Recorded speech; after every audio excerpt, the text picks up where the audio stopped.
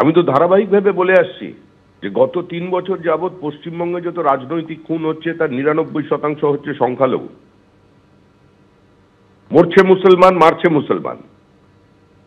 যারা দিকে দিকে বাবরি মসজিদ ভাঙার গল্প শুনিয়েছিলেন, যারা বারবার গুজরাট দাঙ্গার কথা বলেন, তারা দেখুন পশ্চিমবঙ্গে সংখ্যালঘু গ্রামগুলো, সংখ্যালঘু অঞ্চলগুলো কি অবস্থায় আছে, আইন শৃঙ্খলার পরিস্থিতি সেখানে কোথায় গিয়ে পৌঁছেছে।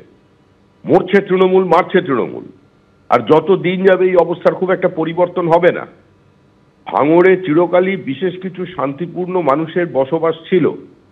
অতীতে তৃণমূল কংগ্রেস যাদের হারমাত বলে চিহ্নিত করেছিল, অতীতে যারা সিপিআইএম এর হয়ে এলাকায় দখলদারি করত, কিন্তু একটা নিয়ন্ত্রণের মধ্যে ছিল, তৃণমূল কংগ্রেস ক্ষমতায় এসে তাদের নেতা বানিয়ে দিয়েছে।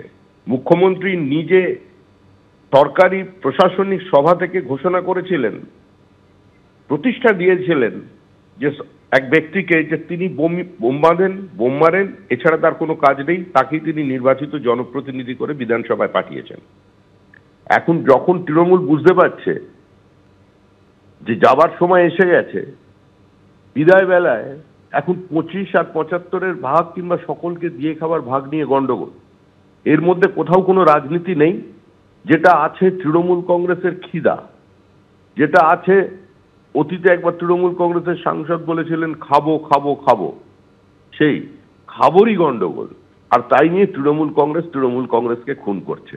এবার সংখ্যালঘুরা চিন্তা করুন, উত্তরপ্রদেশের দিকে তাকান, গুজরাটের দিকে তাকান, মধ্যপ্রদেশের দিকে তাকান, হরিয়ানা দেখুন, দিল্লি দেখুন, ভারতবর্ষের 20টার বেশি রাজ্যে বিজেপি যেখানে সরকার পরিচালিত করেছে সেখানের সংখ্যালঘু গ্রামগুলোর দিকে দেখুন, আর পশ্চিমবঙ্গের দিকে তাকান।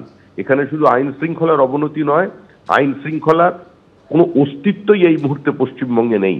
আইনের শাসন নেই, মানুষের সাংবিধানিক অধিকারগুলোকে পদদলিত করে দেওয়া হয়েছে, পুলিশের কোথাও কোনো নিয়ন্ত্রণ নেই, প্রশাসনের সম্পূর্ণ রাজনীতিকরণের ফলে আজকে আমরা এই জায়গায় এসে পৌঁছেছি। এই নৃশংস বর্বরচিত ঘটনার আমরা তীব্র নিন্দা করছি।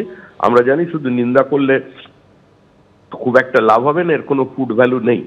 নিন্দার মধ্যে দিয়ে এই সমস্যার সমাধান করা যাবে না, কারণ এখানেও পুলিশ কোনো ব্যবস্থা নিতে পারবে না। প্রকৃত অপরাধীদের কেউ ছোঁবার ক্ষমতা অন্তত এই মহলে পুলিশের নেই। যদি না এর উপরে কোনো তৃণমূল কংগ্রেসের বড় নেতার আশীর্বাদ থাকে, যে গ্রুপের কর্মী খুন হয়েছে, তাহলেই কেউ গ্রেপ্তার হতে পারে, না হলে গ্রেপ্তারের কোনো সম্ভাবনা নেই। সাধারণ মানুষ তো বিচার পাচ্ছেই না, এমনকি তৃণমূল কংগ্রেসের পরিবার, তাদেরও বিচারের ওই বাণী নীরবে নিভৃতে তাদের কাছেও কেঁদে যাচ্ছে। ধন্যবাদ শ্রমিক দা।